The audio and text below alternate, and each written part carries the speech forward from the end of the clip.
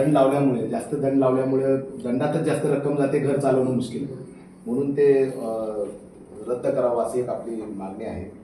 आणि आता जेवढ्या भिवंडीत रिक्षा आहेत जवळजवळ 40,000 ड्रायव्हर आहेत रिक्षा. इमरान भाई, ये बताइए कि आपके साथ में अभी सैकड़ों की तादाद में यहाँ पर रिक्शा भिवंडी के रिक्शा ऑटो चालक थे, तो उनकी क्या मांगनी है और क्यों ये आंदोलन आपने किया है?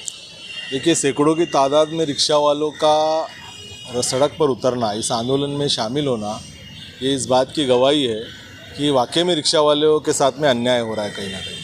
तो हम लोग की मुख्य 3 मांगनी को लेकर हम लोगों ने आज ये धरना आंदोलन किया था. महाराष्ट्र व दक्कन वाहतूक संगठना के नेतृत्व में और कामले साहब के मार्गदर्शन के अंदर ये आंदोलन हम लोगों ने किया. इसमें मुख्य 3 मांगनी ऐसी थी जिसमें एक तो जो 1500 रुपये फ़ाइन रिक्शा वालों को भेजा जा रहा है, जो कि गैर कानूनी है या फिर कानून के अंदर भी है, तो फिर उनके ऊपर ज़्यादती है कि वो पीछे से फ़ोटो निकाल देते हैं और उनको एविडेंस के तौर पे 1500 रुपये फ़ाइन भेज देते हैं. और ऐसे कई रिक्शा वाले हैं जिससे हम लोग की बातचीत हुई, जो बताते हैं किसी के ऊपर 20,000, किसी के ऊपर 40,000. आज तो एक ने बताया कि उसकी 1,45,000 उसकी रिक्शा पे फ़ाइन थी और वो थाना शीलफाटे भी रिक्शा छोड़ के चला गया. वो करेगा क्या? ये एक मांगनी है. और जिस तरीके से भिवंडी शहर ट्रैफिक के मसलों में फंसा हुआ है, तो उसको आप परमिट बंद नहीं करोगे तो रिक्शा तो बढ़ती जाने वाली है.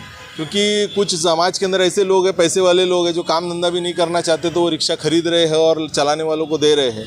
वो उनका तो पेट भर जा रहा है, लेकिन शहर बर्बाद हो रहा है कहीं ना कहीं. तो ये रिक्शा का परमिट बंद होना चाहिए, ये एक हमारी मांगनी थी उनसे. इमरान भाई, ये बताइए कि आपने जो फाइन मारे 1500, वो किस बिना पे मारे? ओवर सीट है या फिर रॉन्ग जो है वो रॉन्ग साइड है, कैसे किस तरीके का फाइन? देखिए, बहुत सारी चीज़ें हैं. ये डायरेक्ट ओवर सीट या फिर ये लोग यूनिफॉर्म में नहीं हैं, या सिग्नल तोड़ा है, या फिर पार्किंग का उल्लंघन किया है, रास्ते पे रिक्शा लगाई है. ऐसे सारी चीज़ों को लेकर इनके ऊपर फ़ाइन मारा जा रहा है. रिक्शा वालों का बोलना ये है कि ठीक है, आप फ़ाइन कर रहे हो, जहाँ पर 500 रुपया पहला फ़ाइन आता है आपका, तो ये 1500 इसके बाद में डायरेक्ट 1500 रुपये फ़ाइन मारा जाता है. 2 से 3 बार अगर फ़ाइन हो गया उनके ऊपर, तो उसकी बेचारे की कमाई 10,000 रुपया होगी महीने की.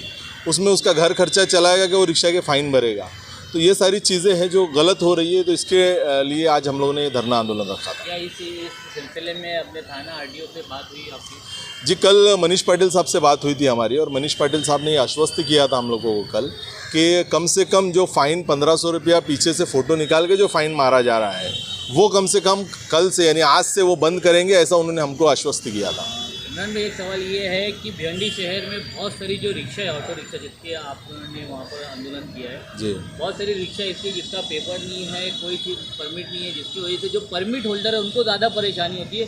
तो क्या उसके खिलाफ आप कभी आंदोलन करेंगे? नहीं, बिल्कुल इसको ट्रेस करना चाहिए. ये ट्रेस करने का काम भी इनका ही है ना, आरटीओ का. अगर इनको ये बेकायदेशीर रिक्शा चल रही है, तो इसको कहीं ना कहीं अधिकारियों का समर्थन है, इसकी वजह से चल रही है. अगर ये जिसके पास सब कुछ पेपर है उनके ऊपर फ़ाइन मार सकते, तो जिनके पास पेपर नहीं है उनकी गाड़ी जब्त क्यों नहीं करते?